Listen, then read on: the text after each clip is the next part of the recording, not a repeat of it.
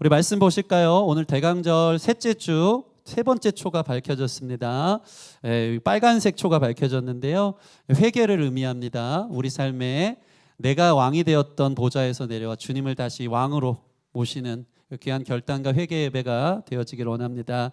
우리 대강절 두 번째 말씀으로 순서에 따라 전하기를 원하고 오늘 셋째 주입니다. 헷갈리지 마시고 우리 말씀 한번 같이 한번 나누겠습니다. 이사야 9장 1절에서 7절까지 말씀입니다. 이사야 9장 1절에서 7절까지 말씀.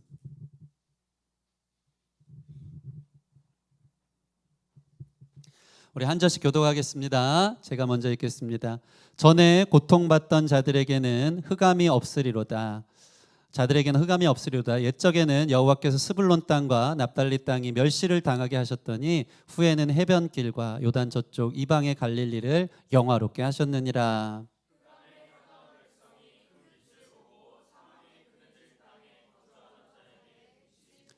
주께서 이 나라를 창성하게 하시며 그 즐거움을 더하게 하셨으므로 추수하는 즐거움과 탈취물을 나눌 때에 즐거움 같이 그들이 주 앞에서 즐거워하오니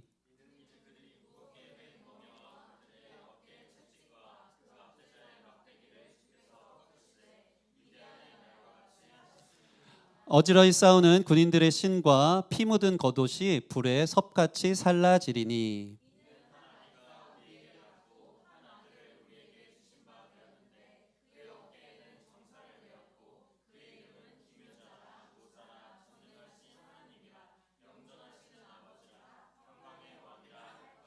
함께 읽겠습니다. 그 정사와 평강의 더함이 무궁하며 또 다윗의 왕자와 그의 나라에 군림하여 그 나라를 굳게 세우고 지금 이후로 영원히 정의와 공의로 그것을 보존하실 것이라. 만군의 여호와의 열심히 이를 이루시리라. 아멘. 아멘. 따라해 보겠습니다. 하나님의 열심. 우리 옆 사람으로 한번 인사할까요? 하나님이 지금도 당신을 위해 일하십니다. 네, 한 번 더 인사하실 때 하나님이 당신을 영원토록 사랑하십니다. 아멘, 아멘. 그 열심과 하나님의 사랑을 경험하는 귀한 예배 되기를 원합니다. 여러분, 오늘 이 이사야서를 읽었는데요. 이사야를 쓴 이 이사야의 이 본문의 저자인 이사야 선지자에 대해서 좀 우리가 좀 생각해봤으면 좋겠습니다. 근데 이사야 선지자는 어떤 선지자면요, 그의 인생이 참 사역이 재미없었던 선지자 같습니다. 왜냐면요, 말씀을 전하면 좀 그렇다 할 성과가 있어야 되잖아요. 열매가 있어야 되잖아요. 그런데 사람들에게 이야기하면 뭐가 좀 먹히는 맛이 있어야 되는데 그의 인생에 있어서 말씀을 전한 것들이 하나도 열매 맺는 것이 없었던, 정말 외롭고 허무한, 하나님 시킨 대로 했는데 그의 삶에 어떠한 성공도 성취도 사역의 결실도 보지 못했던 인생인 거예요. 너무나도 외롭고 누가 보면 세상 사람들을 보면 참 초라하고 볼품없는 인생일 수 있었을 것입니다. 그래서 오죽하면요, 이사야 1장 보면 이런 말씀이 있어요. 소도 그 임자를 알고 나귀도 그 주인을 아는데 이스라엘은 알지 못하고 깨닫지 못한다. 그러니까 이사야가 알아듣도록 그렇게 하나님 말씀을 대언하고 말씀을, 생명의 말씀을 전했지만 아무도 깨닫지 못하고 듣지 못하고 알지 못한다. 참 외로운 이사야의 삶이 보여집니다. 한 번은요, 심지어 하나님이 이상한 행동을 시킵니다. 그것은 바로 너가 앞으로 옷을 벗고 속옷만 입고 신발을 벗고 3년 동안 돌아다녀라. 3년 동안 거리를 누벼라. 이 말씀을 시키는 겁니다. 이사야 20장 2절인데요. 제가 읽어드릴게요. 그때 여호와께서 이사야에게 말씀하여 이르시되 갈지어다 내 허리에서 배를 끄르고 내 발에서 신을 벗을지니라 하심에 그가 그대로 하여 벗은 몸과 벗은 발로 다니니라. 여러분, 이 말씀에 이사야는 그래도 순종합니다. 대단한 예언자고 선지자고 하나님의 종이죠. 왜 그랬을까요? 하나님이 천상세계에서 이 온 우주를 다스리는 걸 그는 봤기 때문입니다. 그리고 누가 나를 위해 갈고 할 때 이사야가 뭐라고 했죠? 주님, 내가 여기 있사오니 나를 보내소서. 지금 제가 갈게요. 제가 주님 기쁘게 해드릴게요. 주님께 순종할게요 하는 마음으로 이 사역을 시작했기 때문에 그 마음 변치 않고 이렇게 험한 일을 시키는데 3년 동안 정말 속옷만 입고 또 신발도 신지 않고 거리를 다니면서 하나님의 말씀을 전한 선지자였던 겁니다. 여러분, 이때 사람들은 어땠을까요? 아마 이사야를 되게 이상하게 생각했을 거예요. 참 극성 맞기도 하다. 꼭 저렇게까지 할 필요 있나?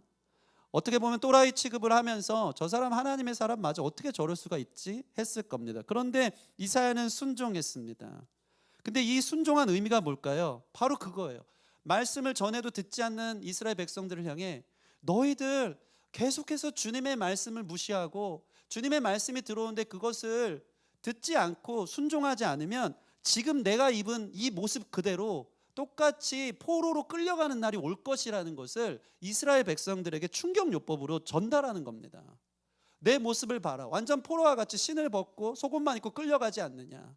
너희가 하나님의 말씀을 순종하지 않으면, 하나님의 종이 되지 않으면 세상의 종이 되어 포로처럼 이처럼 처참하게 끌려가는 날이 올 것이다 라고 말이 안 되니까 행동으로라도 증거하고 있는 이사야의 모습입니다. 그런데 이게 좀 자극이 되고 이스라엘 백성들이 좀 먹혀야 되는데 이스라엘 사람들은 귓등으로도 안 듣습니다. 회개하지 않습니다. 여러분, 우리가 이러한 모습을 보면 무슨 생각을 합니까? 참 우리랑 비슷하다 생각합니다. 그렇죠? 우리는 주의 말씀을 들을 때 좋은 건 듣지만 아닌 건 부담스러워하고 안 듣고 싶어하고 그게 당장 뭐 내 삶에 그렇게 도움이 되는 것 같지도 않고 하면서 불순종하고 듣지 않을 때가 있다는 겁니다. 그래서 사실은 성경에서 우리가 이스라엘이라는 단어에 자기 이름을 넣어서 꼭 한번 읽어보십시오. 정확하게 내 모습 그대로 똑같다. 딱 우리 얘기라는 것입니다. 우리는 하나님 외면합니다. 말 잘 안 듣습니다. 그래서 그 말씀대로 그 결과가 어떻게 되는지 아십니까? 이스라엘 백성들은요, 말씀대로 정말 BC 722년에 아수르가 침공해서 북이스라엘이 멸망당합니다. 하나님 말씀에 순종하지 않고 우상 숭배하자 다른 나라에게 종속되어 완전히 끌려가게 되는 삶이 시작된 겁니다. 그리고 나서 북이스라엘이 먼저 멸망하고 버텼던 남유다도요, 북이스라엘의 멸망 이후 136년, 그래도 100년 넘게 버텼거든요. 136년 후에 BC 586년에 바벨론이 침공하죠. 바벨론에 의해서 바벨론 유수 다 끌려가는 거예요. 다 멸망당하는 일이 있습니다. 물론 이 북이스라엘 멸망 후 남유다 멸망할 때는 이사야는 이미 죽고 없습니다. 이사야는 북이스라엘이 아수르의 침공이 있을 것이다, 회개해라, 주님 잘 섬겨라 이야기했지만 아무도 듣지 않았고, 이어서 남유다로 가서 하나님의 말씀을 전했거든요. 히스기야 왕 때까지는 좀 괜찮은데 갑자기 므낫세 왕 때 더 악랄한 왕이 나온 거예요. 근데 므낫세 왕은 이 아시리아와 손을 잡고 그래야 우리가 살 것이다 라면서 하나님을 무시했던 왕이에요. 그래서 결국 이사야는 남유다의 멸망도 예언했지만 남유다 멸망 100년 전쯤에 므낫세 왕에 의해서 톱에 순교를 당합니다. 톱에 켜져서 순교를 당하는 거예요. 그의 나이 70세 정도 된다는 겁니다. 여러분, 여기까지 보시면 이사야가 어떻죠? 참 그의 생전이 참 불쌍합니다. 열매 하나 없는 하나님의 전달자로, 하나님의 말씀 선포자로 섰었던 것입니다. 평생 열매 없는 사역을 감당했고요, 그 시대의 모든 사람들에게 거절당했고요, 외로운 사역을 하다 말씀 때문에 죽임을 당한 선지자였던 것입니다. 여러분, 그렇다면 이사야는 정말 그의 삶이 헛되고 정말 실패한 인생일까요? 그는 잘못 산 것일까요? 그렇지 않았습니다. 놀랍게도 하나님은 지금 이사야를 의미 있게 사용하고 계셨다는 것입니다. 여러분, 우리 삶에 우리의 연수를 개수하며 우리에게 보상하시고 칭찬하시는 주님이 기다리시는 줄 믿습니다. 세상에서 어떤 업적이나 성공이나 보여질 듯한 그런 것이 없어도 하나님 안에서 순종한 인생은 실패한 인생이 아닌 줄 믿습니다. 심지어 이사야가 아무 열매 없이 거둘 것 없이 외롭게 처절하게 그 하나님의 순종하면서 걸어갔지만 세상 사람들 손가락에 갔던 그 삶일지 모르지만 하나님 안에서는 가장 의미 있다, 영원토록 가치 있다, 영원토록 기억되는 이사야의 모습인 줄 믿습니다. 저 여러분들도 하나님 말씀 안에 거하시는 귀한 또 하나님의 사명을 위해 살아가시는 저 여러분 되어지기를 주님의 이름으로 축원합니다. 그래서 여러분, 하나님께서 오늘 이사야를 어떻게 사용하고 계시는지 아십니까? 놀랍게도 그는 죽었지만 그가 전했던 모든 말씀들이 마침내 열매 맺혀지게 되는 날이 왔다는 겁니다. 언제요? 이사야가 죽고 나서 100년 후에 이스라엘 백성들이 바벨론 포로가 되고 나서 이사야의 말씀들이 그때 막 떠올라요. 이사야가 전했던 말씀이 그때는 죽은 것 같고 이 씨알도 안 먹히는 말씀 같았지만 그 안에 살아 있었던 거예요. 그래서 정말 바벨론에 가서 100년 전 이사야가 이 말을 했었는데 그때 성도들이 그 이스라엘 백성들이 그걸 떠올리기 시작하면서 회개하는 역사가 있었던 겁니다. 와, 정말 이사야가 100년 전에 정말 포로처럼 3년 동안 돌아다니면서 신발 벗고 속옷으로 다녔던 그 모습이 딱 우리 꼴이 됐구나. 하나님 말씀 안 듣다가 정말 이렇게 됐구나. 이사야의 생명은 죽었을지 모르지만 그 말씀이 영원토록 이스라엘 백성의 마음속에 남아 있었다는 것이죠. 여러분, 이것이 말씀이 주는 생명력인 줄 믿습니다. 여러분 안에 그래서 말씀 듣는 게 중요해요, 안 중요해요? 중요해요. 한 구절 말씀이라도 들으십시오. 지금 소화 안 돼도 듣다 보면 어느 순간 그 말씀이 내 안에 살아서 역사하고 나의 삶을 이끌고 나를 회개하여 돌이키게 하는 귀한 말씀이 되는 줄 믿으시기 바랍니다. 그래서 이사야가 전한 말씀 중에 우리의 마음을 울리는 귀한 말씀이 하나 있죠. 이사야 40장 8절 말씀. 매우 유명한 말씀이죠. 같이 읽겠습니다. 시작. 푸른 마르고 꽃은 시드나 우리 하나님의 말씀은 영원히 서리라. 아멘. 할렐루야. 우리 인생은 풀과 같고 꽃과 같지만 다 시들고 마르지만 우리 안에 있는 주님의 말씀은 영원히 서리라. 오늘 강력한 생명력 있는, 비록 연한 숨과 같이 전달될지 모르지만 겨울에 대지를 뚫고 나오는 생명력 있는 말씀이 지금 여러분 마음에 심겨지고 있음을 믿으시기 바랍니다. 이사야가 100년 전 경고했는데 북이스라엘과 남유다가 멸망당하고 나서 정말 그제서야 이스라엘 백성들은 회개하며 그들이 말씀이 자신의 궁핍하고 무너진 삶 가운데 들려오기 시작했다는 것입니다. 여러분, 이 말씀을 보면요, 그런 생각합니다. 우리도요, 언제 제일 주님이 하신 말씀이 크게 와닿습니까? 안타깝게도 수많은 인생의 문제를 만났을 때입니다. 그전에는요, 귀등으로도 안 듣습니다.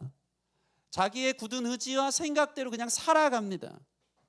그래서 때로는 말씀이 우리 가운데 무겁게 다가올 때는요, 이 이사야를 톱에 켜서 죽였던 므낫세 왕처럼 그 말씀을 무시하고 잘라버리고 선지자들을 죽이듯이 말씀을 죽이고 싶어하는 우리의 모습들이 있다라는 것입니다. 안 들으려고 한다는 겁니다.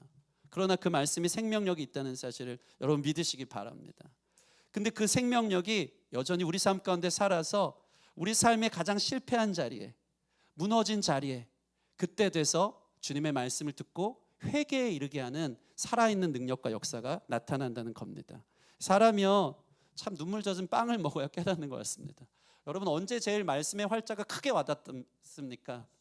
고난 속에 있을 때, 힘들 때, 맞네, 그때 들었던 말씀인데 그게 지금 나한테 적용돼. 이게 사람의 참 어쩔 수 없는 참 아이러니한 모습인 것 같습니다. 주님의 은혜는 항상 부어지는데 내가 괜찮을 때는 다 안 들리고요, 힘들 때 그제서야 주님의 말씀이 크게 들린다는 것이죠. 자, 그런데 참 감사한 게 뭡니까? 만약에 여기까지 주의 말씀이 끝났다면 이것은 일반 종교와 다름없을 겁니다. 인과응보 아닙니까? 너 그렇게 말 안 듣더니 결국 그렇게 됐구나로 끝났다면, 사람들이 깨달아서 아, 맞네, 주님의 말씀대로 내가 안 살았더니 이렇게 포로가 되어 끌려와서 너무 고통 가운데 있구나, 전쟁 같은 삶 가운데 있구나라고 깨달았다면, 아, 내가 뿌린 대로 거두네. 결국 자신의 삶에 말씀 지키지 않아서 내가 그걸 잘 지키지 못해서 후회와 내 결과의 쓴잔만을 먹는 걸로 끝난다면 그것은 일반 종교라는 것입니다. 내가 심판받을 짓 했고 내가 자초한 결과고 내가 인생을 그렇게 산 결과다라고 끝난다는 것이죠. 여러분 삶에 혹시 내 삶에 나라는 존재만이 여전히 있어서 내가 주의 말씀 안 들어서, 내가 주님의 말씀 순종하지 않아서 이렇게 고난과 궁핍과 환난과 어려움 가운데 있구나 라는 분들이 있다면 이것은 복음이 아닌 겁니다. 여러분, 복음은요 무엇인지 아십니까? 복음은 내가 아니라 하나님이 행하신다는 것인 것을 믿으시기 바랍니다. 여러분, 이사야의 뜻이 뭔지 아십니까? 여호와께서 구원하시다예요. 여러분, 이게 복음인 줄 믿으시기 바랍니다. 여호와께서 구원하신다. 내가 내 삶을 구원하는 게 아니고, 우리는 전적 무능과 타락 속에서 내가 왕된 삶, 하나님을 떠나 등지고 내 멋대로 산 삶은 말씀 안 지키다가 결국 이 모양 이 꼴로 힘들게 어렵게 방황하면서 살겠지만, 내가 여기서 회개하고 내가 여기서 주님 앞에 나갈 힘도 없겠지만 그때 주님이 내가 너희를 구원하겠다, 여호와가 구원하시리라. 이게 복음이고 주님께서 우리를 향한 놀라운 사랑인 줄 믿습니다.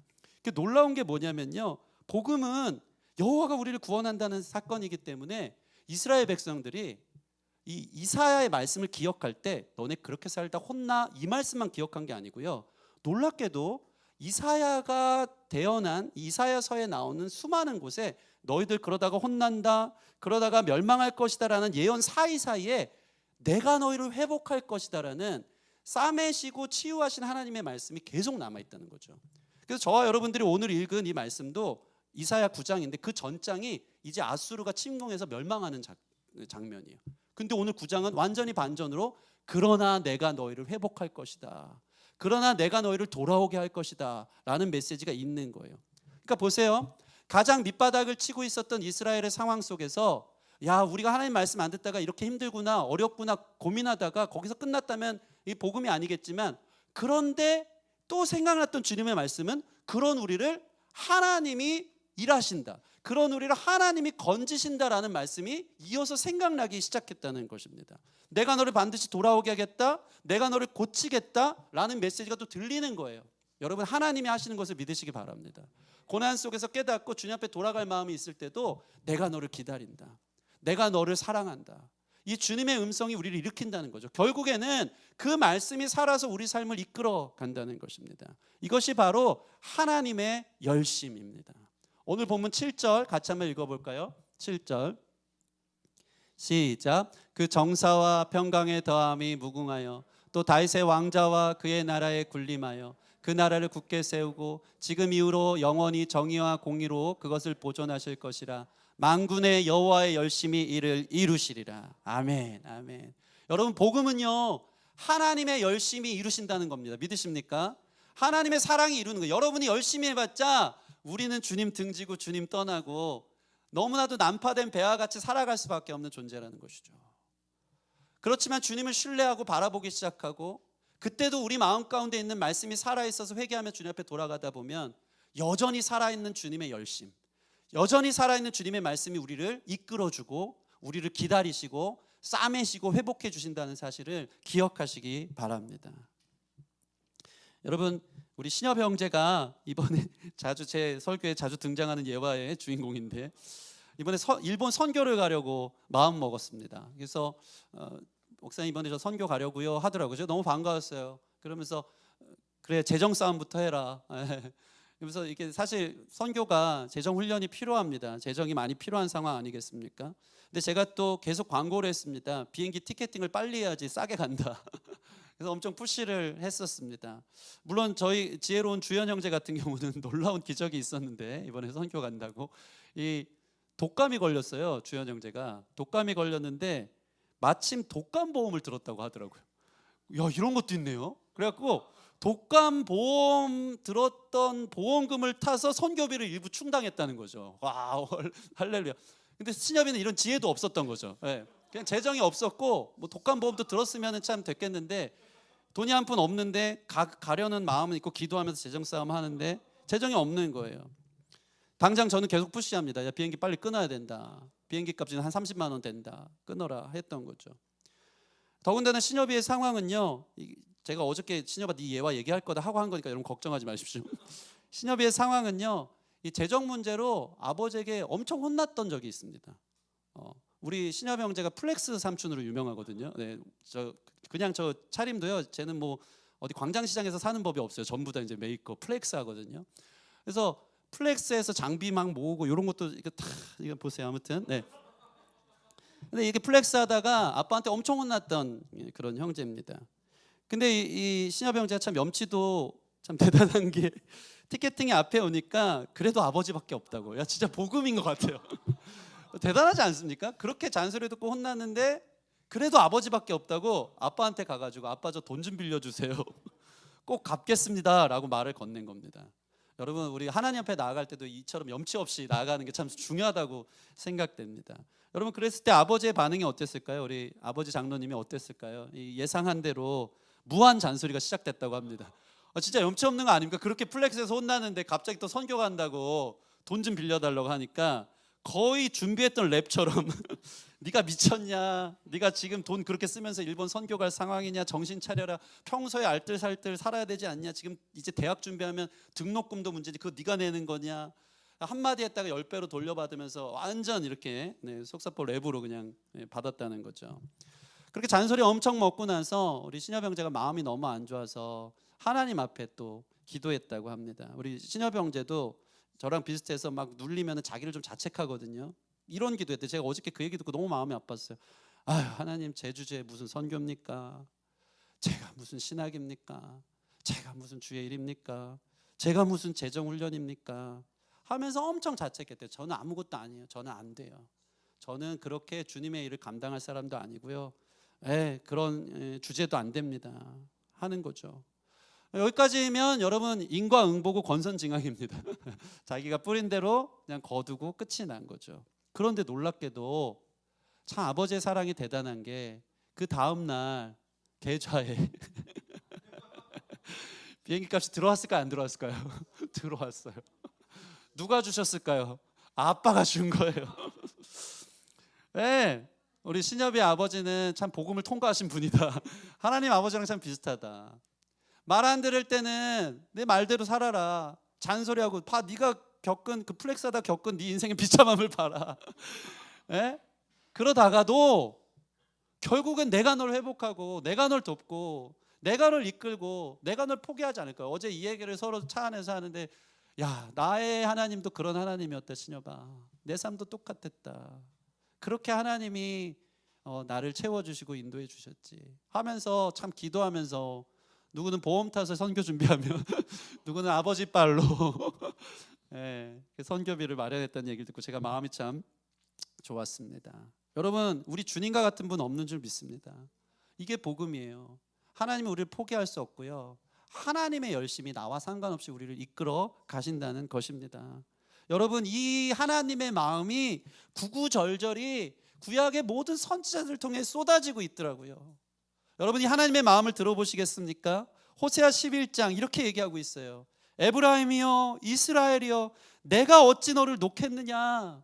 내가 어찌 너를 버리겠느냐? 우리 옆 사람에게 이렇게 말해 주십시다. 주님이 당신을 버리지 않습니다. 아멘, 아멘. 그러면서 호세아는 이렇게 말하는 거예요. 내 마음이 내 속에서 돌이키어. 이게 무슨 뜻인지 아십니까? 너를 생각하면 화가 나기도 한다. 너를 생각하면 답답하기도 하다. 그렇지만 내 마음을 돌이키어 긍휼이 불붙는 듯하다. 나의 모든 징계도 화도 너를 향한 사랑으로 바꿀 거야. 난 널 포기할 수 없어. 주님이 말씀하시는 겁니다. 예레미야 선지자를 통해 이런 말씀하시더라고요. 나의 사랑하는 아들, 기뻐하는 나의 자녀야, 내가 그를 책망하려 말할 때마다 나는 깊이 생각한다. 내가 그를 생각할 때마다 내 창자가 들끓나니. 애가 탄다는 거예요. 우리 모습 보면서, 말씀 안 듣는 우리 모습 보면서, 그렇게 얘기를 해도 듣는 둥 마는 둥 하는 우리 모습 보면서 애가 탄다. 그러나 내가 반드시 너희를 긍휼히 여기리라. 주와 같은 분 없는 줄 믿습니다. 여러분, 우리가 보는 오늘 이 이사야 선지자는 주님의 마음을 어떻게 외치는지 아십니까? 이사야 49장 15절 17절 같이 읽겠습니다. 시작. 여인이 어찌 그 젖먹는 자식을 잊겠으며 자기 태에서 난 아들을 긍휼히 여기지 않겠느냐? 그들은 혹시 잊을지라도 나는 너를 잊지 아니할 것이니라. 내가 너를 손바닥에 새겼고 너의 성벽이 항상 내 앞에 있나니 내 자녀들은 빨리 걸으며 너를 헐며 너를 황폐하게 하던 자들은 너를 떠나가리라. 아멘. 여러분, 이 이사야를 통한 하나님의 마음을 보십시오. 여인들이 어찌 젖먹는 자식을 잊겠습니까? 그러면서 하나님 말하는 거예요. 혹시 그들은 잊을지 모르지만 나는 너를 잊지 않을 것이다. 이것이 우리 아버지 하나님인 줄 믿습니다. 특별히 내가 너를 뭐라고요? 16절 보면 손바닥에 새겼다. 할렐루야. 여러분의 이름을 하나님의 손바닥에 새겼어요. 믿으십니까? 보는 거예요. 계속 보면서 사랑하고 애가 타고 포기할 수 없는 마음으로 손바닥에 새긴 것이 저와 여러분들을 향한 주님의 사랑이라는 것이죠. 그러나 우리는 어떻습니까? 16절 보면 이 부분이 참 와닿는데, 내가 너를 내 손바닥에 새겼고 너의 성벽이 항상 내 앞에 있나니. 하나님 우리를 너무나도 사랑해서 손바닥에 새겼지만 우리는 하나님을 향해 벽을 치고 있다는 거죠. 하나님 여기까지만 너무 투머치 하시네. 그만 좀 들어오세요. 벽을 치는 거예요. 불편하게 하지 좀 마세요. 제 마음대로 살 거예요. 내 생각대로 내가 원하는 것만 주님은 주시면 됩니다. 왜 자꾸 저를 부담스럽게 하면 벽을 치는 거예요. 우리 예배가 이런 모습 아닙니까? 노터치, 넘어오지 마세요. 불편해요. 주님 제발 여기까지는 건드리지 마세요. 저는 안 돼요. 싫어요. 벽을 치는 거죠. 그러나 주님은 그런 우리를 손바닥에 새기고 하나님의 열심이. 결국 벽을 친 사람의 결과가 어떻습니까? 17절. 내 자녀들은 빨리 걸으며 너를 하며 너를 황폐하던 자들은 너를 떠나가리라. 황폐하게 됐던 우리를 향해 주님께서 그 벽을 헐고 그 모든 것들이 떠나갈 수 있도록 하나님의 열심으로 우리를 찾아오신다라는 것이죠. 여러분, 우리가 하는 일은 뭔지 아십니까? 내가 하는 게 아니고요, 이 주님의 말씀을 듣고 그 주님의 말씀을 기억하고 신뢰하는 거예요. 아멘. 내가 할 수 없어요. 주님이 찾아오신다. 주님이 일하신다. 주님이 나를 사랑하신다. 이 말씀 붙들고 주님만을 신뢰할 수 있는 저와 여러분 되었으면 좋겠습니다. 이게 복음이에요. 이게 하나님의 열심이라는 것입니다. 여러분, 지금 어떤 삶의 위치 가운데 있습니까? 혹시 영적 방황기에 있는 분 계십니까? 힘이 하나도 없는 분들이 계십니까? 주의 말씀이 들리지만 이제 감당하기가 쉽지 않은 여러분 계십니까? 된통 얻어맞은 상태처럼 고난 속에 하나님을 떠난 이 삶 가운데 있는 이 여러 가지 직면된 상황 속에, 전쟁 같은 삶 속에 계신 분들이 계십니까? 그러나 여러분 마음속에 주님의 말씀이 여전히 살아있음을 믿으시기 바랍니다.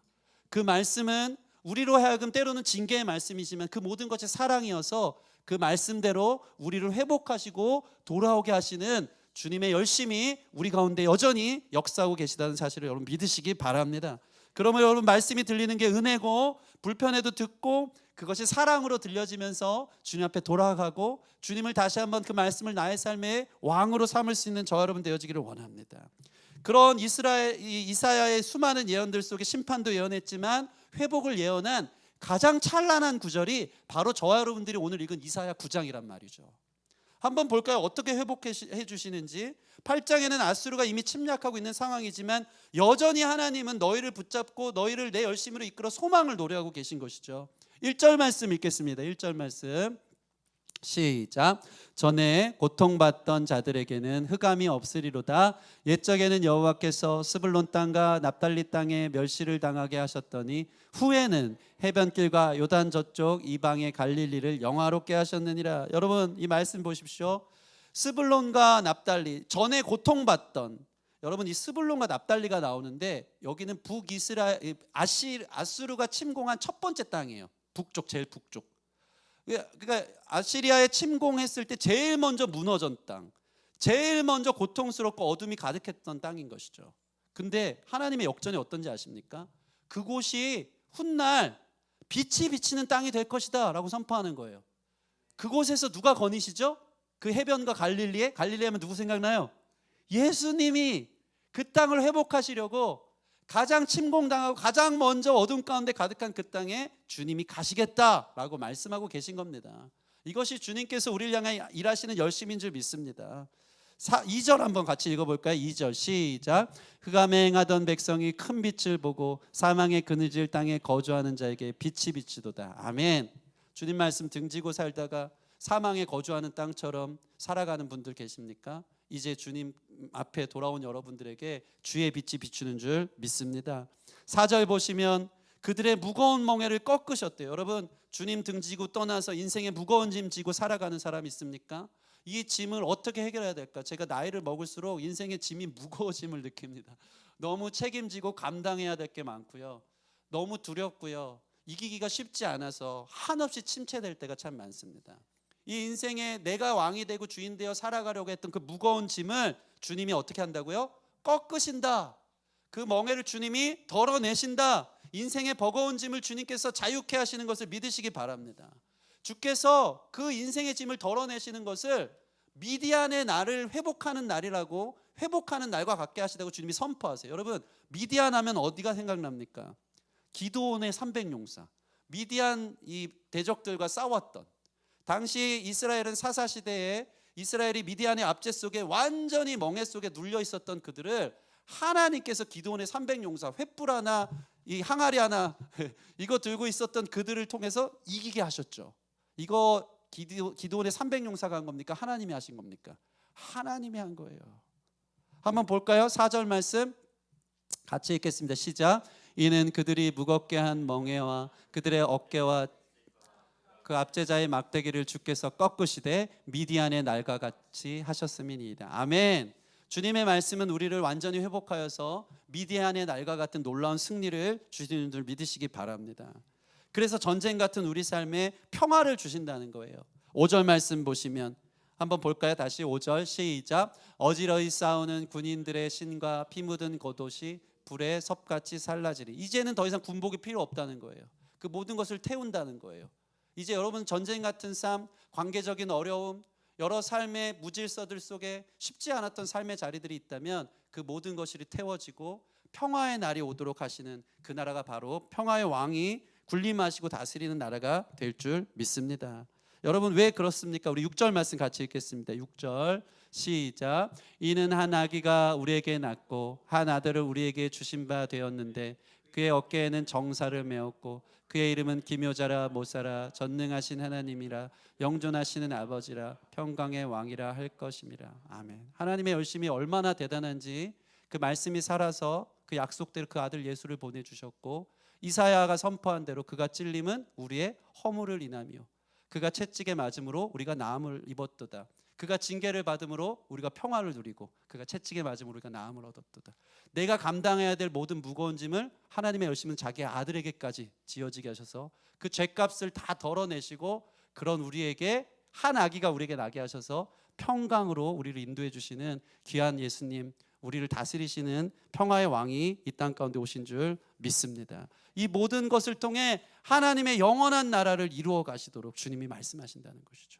여러분 하나님의 지혜, 인간의 모든 지혜를 초월하시는 기묘자 되신 주님, 우리를 완전히 인도하시는 카운셀러, 모사, 우리를 이끌어주시는 주님, 전능하시며 영원하신 평강의 왕, 그 주님이 우리의 삶 가운데 달려오고 계심을 믿으시기 바랍니다. 여러분 이 대강절 셋째 주는요 예수님을 영접했던 우리가 이제 보좌 중심으로 다시 한번 예수님을 왕으로 모시는 날이라는 것입니다. 그동안 우리가 세운 나라는 어떠한 나라였습니까? 하나님이 가지 말라고 말씀하셔도 결국 내 뜻대로 하다가 말씀대로 살지 않고 결국에 내 삶에 어둠뿐이고 평화가 없고 전쟁 같고 한계를 느낀다면 이제 주님께서 다시 우리 삶에 말씀이 중심이 되고 주님이 우리 삶의 왕으로 모셔드려서 여러분 삶의 빛의 나라가 시작되기를 소원합니다. 평화의 나라가 시작되기를 소원합니다. 전쟁이 끝이는 승리의 나라, 그리고 영원한 하나님의 나라가 주님의 말씀을 다시 한번 우리 보좌의 중심에 옮겨진 여러분 안에서 회복되고 그 하나님 나라가 임하는 것을 경험하는 저와 여러분들 되었으면 좋겠습니다. 그 나라 백성으로 그 주님이 우리를 다스리는 주님이 왕 되시고 우린 그의 백성으로 서서 주님의 나라를 즉시 경험하게 되는 귀한 성도님들 되기를 주님의 이름으로 축원합니다. 우리 같이 찬양하고 기도하는 시간 갖겠습니다.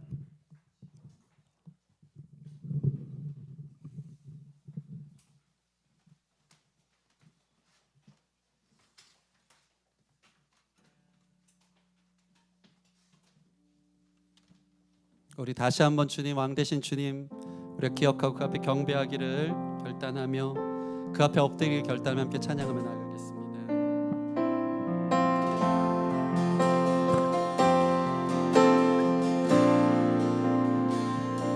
베들레헴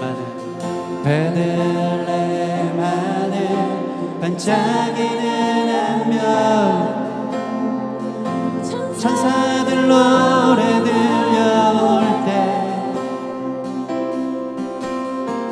세 명의 박사들 그 별을 따라 하나님 아들 찾아왔네. 겸손의 왕께 무릎 꿇고 경배해 평화의 왕. 아멘. 왕 대신 주 앞에 나 경배합니다. 주님만 찬양받기에 합당하시니 큰 존귀와 영광 홀로 받으소서. 주 앞에는 나갑니다.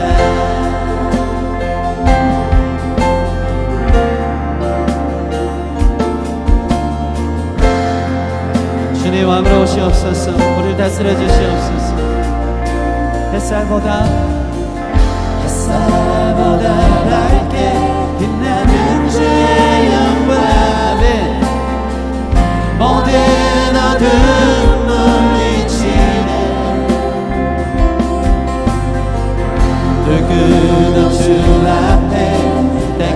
설 수 없네. 주의 거룩한 보좌 앞에 오직 주의 보혈 주의 긍휼을 의지하며 나아가. 아멘. 그 긍휼을 의지해서 나갑시다. 왕 대신 주 앞에 나 경배합니다. 주님만 찬양받기 합당하시니 큰 존귀와 영광 홀로 받으소서. 주 앞에는 나갑니다. 왕 대신 주 앞에 나 경배합니다. 주님만 찬양받기 합당하시니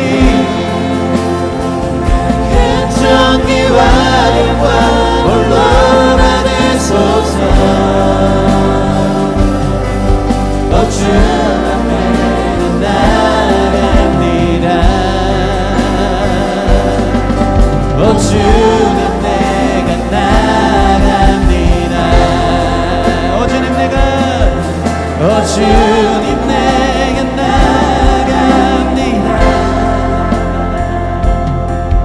우리 말씀 생각하며 같이 좀 기도할 때 내 앞에 주님은 나를 손바닥에 새겼지만 큰 벽이 있어서 내 스스로가 내 삶의 결정권이고 왕이 되어서 주님이 나를 주장하지 못하도록 늘 철저하게 봉쇄하고 주님 들어오지 마세요 하면서 가로막고 서 있는 우리의 마음들이 있다면 하나님 주님의 말씀이 내 안에 여전히 살아있고 주님의 말씀대로 나를 이끌어 가실 줄 믿기에 그 말씀 안에 있는 것이 안전하고 말씀대로 살아갈 때 빛이 임하고 평화가 임하고 전쟁이 사라지고 영원한 하나님 나라의 통치를 받을 수 있기에 다시 한번 이 벽을 허물고 주님의 백성으로 서기를 소원합니다. 주님의 다스림을 받을 수 있도록 내 마음의 중심에 주님 왕으로 오시옵소서.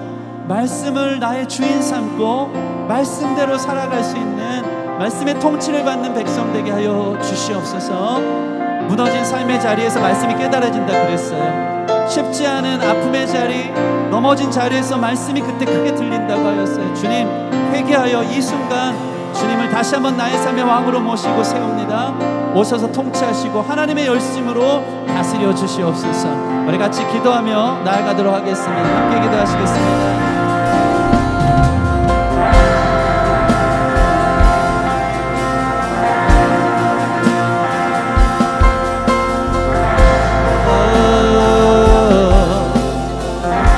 아버지 들리기 원합니다. 주님밖에 없음을 주님 보게 하여 주시옵소서. 주의 말씀이 오늘도 살아서 우리 가운데 역사하시고 인도하시는 줄 믿사오니 주님 인도하여 주시옵소서. 하나님의 사랑의 음성 가운데 그 공유하신 가운데 회개하며 다시 한번 우리 삶의 보좌에 주님의 말씀대로 승복할 것을 주님의 말씀에 다스림 받기를 기뻐하며 나아갈 것을 선포합니다. 주님 역사하여 주시고 우리를 새롭게 하여 주시고 주님의 은혜와 사랑을 통해 아버지 우리의 삶이 하나님 나라가 이루어질 수 있도록 주님께서 이끌어 주시기 소원합니다. 주님 역사하여 주시옵소서. 하나님 감사합니다. 이 대강절을 맞이해서 주님 오시는데 여전히 벽을 치고 있었던 우리의 삶이 있다면 무너지게 하여 주시옵소서. 깨닫게 하여 주시옵소서. 하나님의 말씀처럼 우리를 자유케 하고 생명으로 이끄는 것이 없습니다. 주님의 말씀은 우리보다 우리를 사랑하시는 주님의 열심으로 나타나는 사랑의 음성이기 때문인 줄 믿습니다. 하나님 우리 삶을 내가 나를 사랑하기 때문에 건설하고 계획하고 세워간들 먼 나라로 떠나서 거기서 궁핍과 여러 가지 하나님 고난과 환난을 겪을 뿐이라는 것을 세상에 포로되어 살아갈 수 없게 된다는 것을 우리가 기억하게 하여 주셔서 그러나 그것으로 끝난 게 아니라 주님의 말씀이 지금도 우리 가운데 살아있기에 다시 한번 그 주님의 말씀에 순복하며 나아갈 회개의 기회를 얻는 귀한 자리가 된 줄 믿습니다. 내 삶의 왕이신 주님, 내 보좌의 중심에 나를 내려놓고 다시 한번 주의 말씀을 중심에 세워놓는 그렇게 결단하는 우리의 가정이 될 수 있도록 이 성탄 대강절 예배가 될 수 있도록 주님 축복하여 주시옵소서. 우리 삶에 하나님 나라가 이루어지기를 소원합니다. 내가 만든 나라가 무너질 나라, 영원하지 못한 나라, 흔들리는 나라가 아니라, 위태위태하는 전쟁에 치열한 나라가 아니라 하나님의 나라를 세울 수 있도록 주님을 환영합니다. 주님 오셔서 빛이 회복되게 하시고 평강이 시작되게 하시고 전쟁이 그치게 해주시고 영원히 세워질 수 있는 반석 위에 세워진 그 나라 백성 되도록 주님 역사하여 주시옵소서.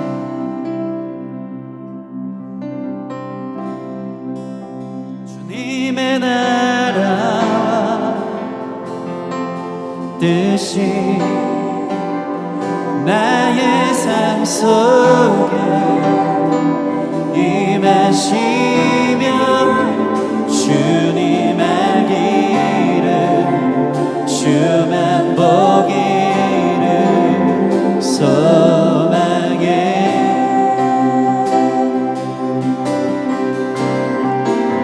거룩히 살아가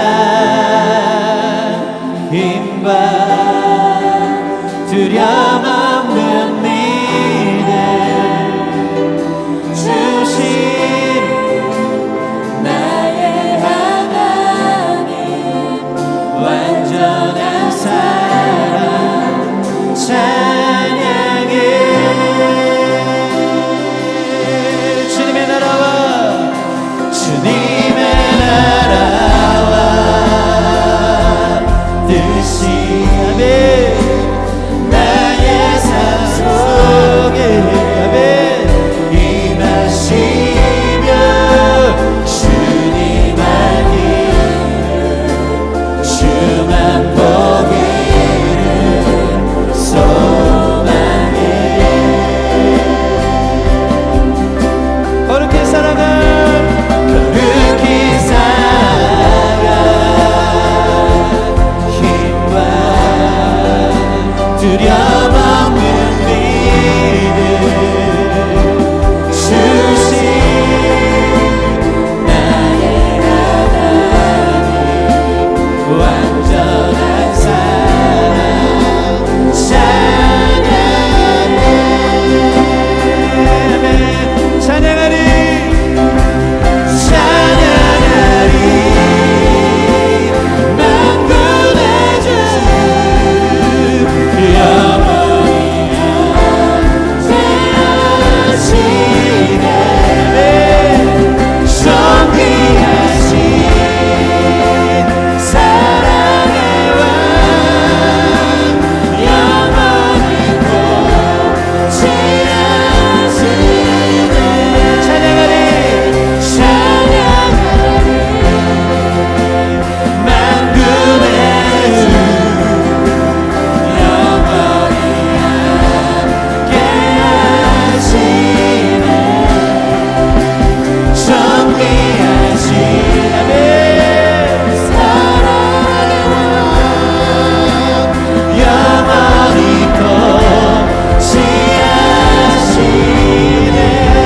고치하시네 우리 한 번 더 기도했으면 좋겠습니다. 여러분 내 열심으로 이 땅에서 살아갔다가 많이 무너지고 힘들고 고운고한 삶이 있습니까?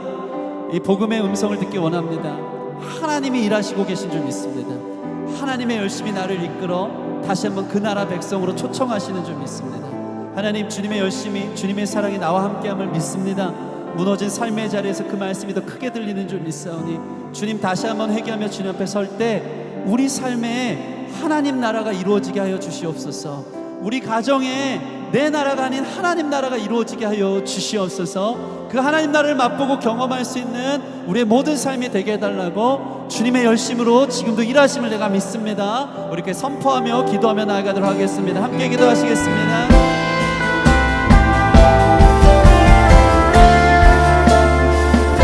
아버지 우리는 포기하고 우리는 넘어지고 우리는 절망에 빠져있고 우리 자신의 소망이 없습니다.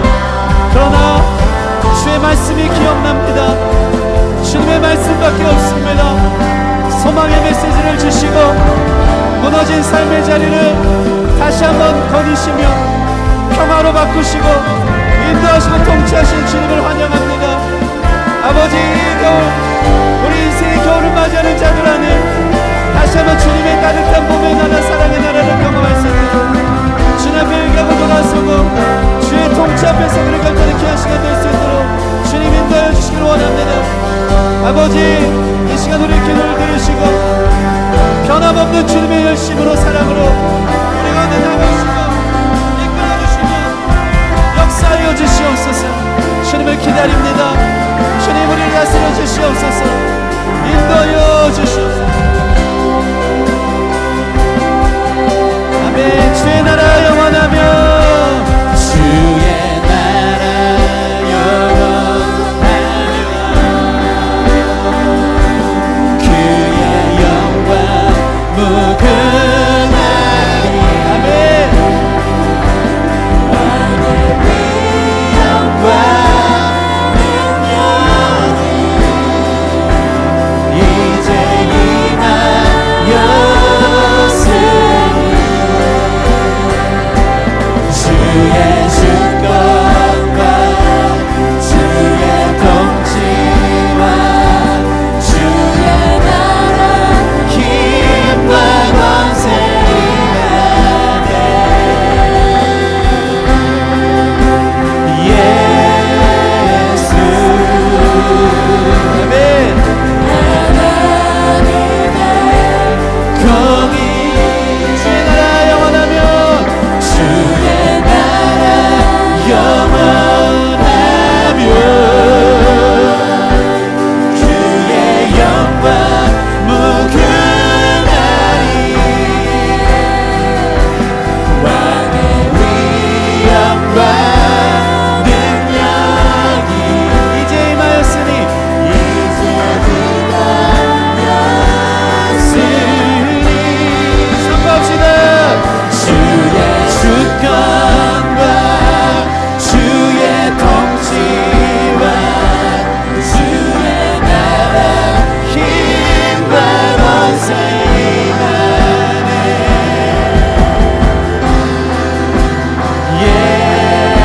예수 하나님의 사랑 하나님의 사랑.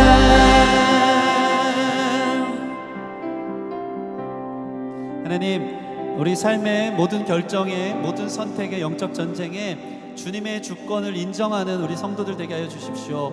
말씀이 내 안에 죽어있지 않습니다. 성령님 살아계신 줄 믿습니다. 하나님 나라가 지금도 우리 가운데 임할 수 있습니다. 주님이 기다리십니다. 주님의 열심으로 일을 이루셨고 예수 그리스도를 보내사 모든 것을 해결하시고 구원하신 주님인 줄 믿습니다. 하나님, 삶의 치열한 전쟁 같은 상황 속에서 내 주권과 내 생각대로 이끌었던 모든 삶에서 하나님을 의식해드리고 하나님께 물어보고 하나님의 통치를 기다리는 자들 안에 빛이 임할 줄 믿습니다. 평화가 임할 줄 믿습니다. 전쟁이 그치고 흔들리지 않는 견고한 반석 위에 선 영원한 안정감 위에 세워질 줄 믿습니다.